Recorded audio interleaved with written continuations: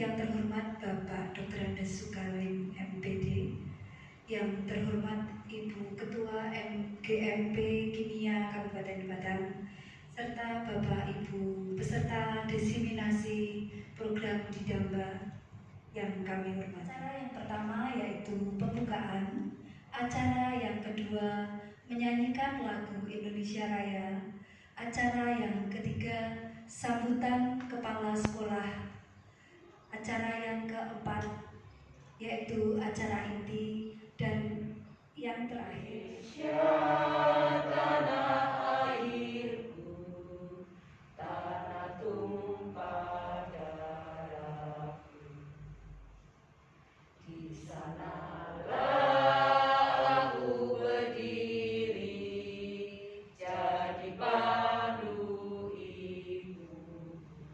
Yang saya hormati Ketua MGMP Kimia Kabupaten Batang, Ibu Dr. Anda Surti Rahayu. Yang saya hormati Ibu Ida, Ibu Zakiroh, SPD terkait dengan perkembangan dan tuntutan zaman. Sehingga kegiatan ini saya yakin akan menambah pengalaman dan juga meningkatkan profesionalisme, terutama khususnya di mata pelajaran guru kimia. Di kesempatan ini Ibu Zakira, Bu Ida yang kesempatan untuk diseminasi hasil binteknya Didamba Diklat daring masif dan terbuka. Saya yakin nanti juga ini angkatan ke-6 ya, berbagai hal yang terkait dengan karir. Ibu Bapak yang saya hormati, diklat yang dilaksanakan P4TK punya bidang MIPA itu sangat berarti. Yang mudah-mudahan teman kita ini mungkin saya doakan mendapatkan peringkat gitu, peringkat menduduki peringkat. Bapak Ibu, silakan ini diklat-diklat yang diikuti terutama di Mapel itu berupaya untuk bisa menduduki peringkat. Teman-teman yang menduduki peringkat di diklat Mapel seperti itu akan berkorelasi dengan kesempatan nanti menempati hal-hal yang terkait dengan karir, contohnya instruktur atau apapun bentuknya di tingkat baik Jawa Tengah atau sampai ke nasional. Ini pasti, dan itu sudah terbukti dari berbagai diklat yang kemarin-kemarin. Ini juga terus dikembangkan karena situasi pandemi seperti ini tidak mungkin off, maka dilaksanakan secara daring. Sebab itu sekali lagi ketika ini harus ada kesempatan diikuti oleh teman-teman, mohon bisa mengikuti dari berbagai sekolah. Oleh sebab itu kemarin Bu Zakira itu saya konsultasi, saya sedikit yang diundang, kalau bisa diundang semua biar pengalaman ini nanti menyebar dan bisa diinterpretasi teman-teman yang di lain sekolah itu untuk bisa mengikuti kegiatan-kegiatan yang serupa barangkali yang dilaksanakan oleh pihak-pihak terkait, terutama yang berkaitan dengan peningkatan kualifikasi profesionalisme guru Mapel. Ibu Bapak yang saya hormati, pengalaman Bu Ida ini mungkin belum begitu luar biasa, tetapi setidaknya apa yang telah diikuti ini bisa dipahami oleh teman lain. Maka dari itu kesempatan hari ini kita mengikuti diseminasi ya, apa yang pernah dilakukan itu seperti apa atau tidak. Nah ini teman-teman biar tahu. Dan ini mungkin sudah tidak hanya yang pertama kali di MGMP Kimia ya Bu Yayu, mungkin sudah berkali-kali dilakukan bentuk diseminasi dan sebagainya. Yang intinya bahwa teman yang punya pengalaman itu mestinya harus menularkan Jadi dia memberikan informasi kepada yang lainnya tentang apa yang telah didapatkan, sehingga ini dapat memberikan pengalaman, menambah pengalaman, memperkaya pengalaman teman-teman baik secara individu maupun kelompok mapel kimia di Kabupaten. Diseminasi program Didamba yang akan disampaikan oleh narasumber yaitu Ibu Dakiro SPD. Monggo dipersilakan.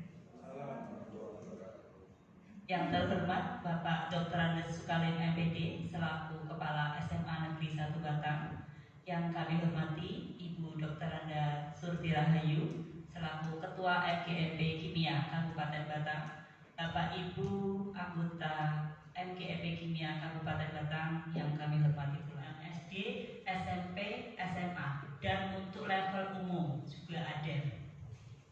Dan nanti untuk akses mengikuti kegiatan ini, itu Bapak Ibu bisa mengunjungi web dari PKB PKTK IPA kemdikbud.go.id atau MOC.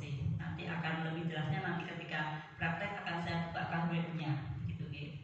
Harapan peserta dapat meningkatkan kompetensi pedagogik dan profesionalnya dalam rangka melaksanakan tugasnya sebagai pendidik sesuai dengan kategorinya. Tadi ada kategori umum dan IPA, media. IPA tersebut ada untuk SD, SMP, biologi, kimia, dan fisika baik SMA maupun SMK. Surat keterangan dari P4TK IPA telah mengikuti program diseminasi. Nanti akan kami bagikan Google Form-nya dari P4TK langsung. Nanti surat keterangan akan dikirim ke email Bapak Ibu peserta. Untuk di data angkatan 6 tahap yang pertama, ini yang materi intinya dalam, karena tadi kelas yang kami ambil pembelajaran sistem koloid berbasis STEM, olahan bahan makanan yang menjunjung tinggi kearifan lokal dan menerapkan prinsip koloid.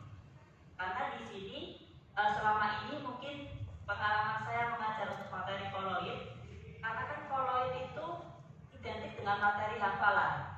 Oke, Bapak Ibu, ya.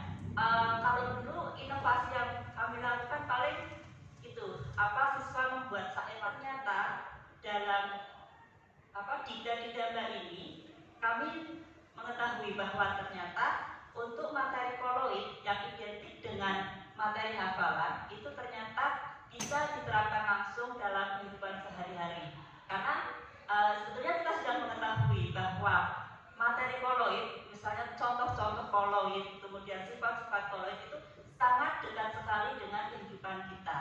Nah, dalam diklat ini kita digali supaya kita itu bisa membuat yang kami lakukan itu produk olahan makanan dengan tetap menjunjung tinggi kearifan lokal dan mengaitkan dengan materi koloid. Nah, kebetulan untuk produk yang kami buat, kami beri nama dimsum ikasa, yaitu dimsum ikan dan sayuran. Menjunjung tinggi kearifan lokalnya karena kita berada di daerah pesisir, maka penghasil ikan, gitu ya, penghasil ikan, maka dimsum yang biasanya terbuat dari daging ayam atau udang, maka itu kami ganti dengan menggunakan ikan. Ikannya biasanya anak-anak itu kan kurang suka untuk menikmati sayuran, gitu ya, makan yang berupa sayur itu kan tidak suka. Maka dalam dimsum itu kami tambahkan dalam isiannya itu ada sayurannya. Sayuran yang kami tambahkan berupa wortel, di situ mengandung beta karotin untuk penglihatan yang cukup bagus. Kemudian juga brokoli. Brokoli itu mengandung vitamin C dan antioksidan yang cukup tinggi. Dalam pembuatan dimsum ini, di situ menerapkan sistem koloid, terutama dalam jenis-jenis koloidnya. Pada jenis koloid, di situ kan ada yang namanya sol. Di situ ketika kita membuat olahan isian dimsum, maka kita sudah menerapkan sistem koloid sol. Untuk media medium pendispersinya itu kan cair, itu berupa telur, kemudian kemudian ada minyak wijen, nanti akan kami putarkan untuk pembuatan videonya. Kemudian ada telur, minyak wijen, kemudian ada sedikit tambahan untuk gula garam gitu ya. Itu kan berarti telur sama minyak wijen itu kan cair, gitu kan, medium cair. Kemudian kita tambahkan untuk fase terdispersinya, itu berarti padat, itu tadi berupa ikan tenggiri, kemudian ada tepung terigu, tepung tapioka, kemudian sayuran tadi wortel sama brokoli kita masukkan. Nah, di situ kita jelaskan bahwa ini merupakan contoh produk kimia dengan menggunakan sistem koloid, jenis-jenis koloid sistem SOL, karena medium pendispersinya cair dan fase terdispersinya padat. Kemudian kita olah. Ketika kita menikmati dimsum itu kan biasanya pasti ada cocolannya. Apa ya? Cocolannya kan saus. Oke, ya saus mayones. Nah, saus mayones itu juga merupakan produk dalam kehidupan sehari-hari yang menerapkan sistem koloid juga. Itu juga SOL karena di situ medium pendispersinya kan sama-sama air ya. Kalau dalam saus berarti fase terdispersinya ada tomat dan sapi. Dan kalau mayones ada keju sama susu. Kalau susu sendiri juga sudah merupakan sistem koloid, begitulah. Dari situ produk olahan tersebut berarti kita sudah membuat produk olahan yang inovatif dengan menjunjung tinggi etika lokal dan menerapkan konsep sistem koloid.